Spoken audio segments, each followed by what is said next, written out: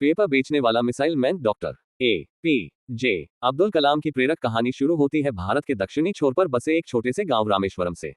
वहां एक साधारण मुस्लिम परिवार में 15 अक्टूबर 1931 को एक बच्चे का जन्म हुआ, अबुल पाकिर जैनुलाब्दीन अब्दुल कलाम। कौन जानता था कि यही बच्चा आगे चलकर भारत का मिसाइल मैन और देश का राष्ट्रपति बनेगा। बचपन की संघर्ष भरी शुरुआत। कलाम का परिवार बहुत अमीर नहीं था। उनके पिता नाव चलाकर गुजर बसर करते थे और मां घर का सारा काम संभालती थी।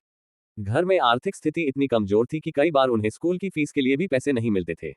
लेकिन कलाम का सपना बड़ा था। वो हर दिन सुबह सुबह उठकर अखबार बांटने जाते थे ताकि अपनी पढ़ाई का खर्च खुद उठा सके। सोचिए, वह छोटा बच्चा एक हाथ में अखबार और दूसरे में किताबें लिए स्कूल जा रहा है। उसी समय से उनके अंदर एक आग जल रही थी कुछ बड़ा करने की। पढ़ाई और लगन। कलाम बचपन से ही बहुत जिज्ञासु थे। विज्ञान और गणित उनके पसंदीदा विषय थे। वे अक्सर आसमान की ओर देखकर सोचते थे, क्या मैं भी एक दिन इन तारों और रॉकेटों के रहस्य को जान पाऊंगा।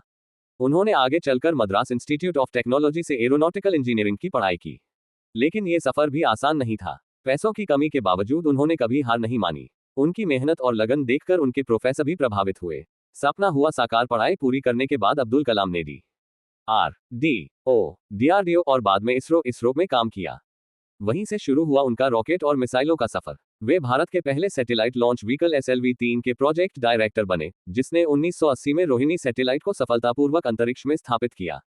इसके बाद उन्होंने अग्नि और पृथ्वी जैसी मिसाइलों के विकास में महत्वपूर्ण भूमिका निभाई।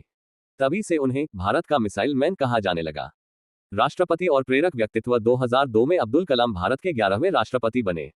वे जनता के राष्ट्रपति कहलाए क्योंकि वे हमेशा युवाओं से जुड़े रहते थे।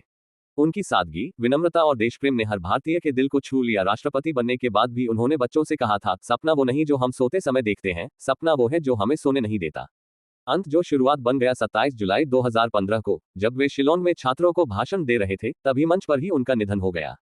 ये सच में प्रेरणादायक था कि अपने अंतिम क्षण तक भी वे युवाओं को प्रेरित कर रहे थे। संदेश। अब्दुल कलाम की जिंदगी हमें ये सिखाती है कि चाहे हालात कितने भी कठिन क्यों न हो, मेहनत और विश्वास से हर सपना पूरा किया जा सकता है।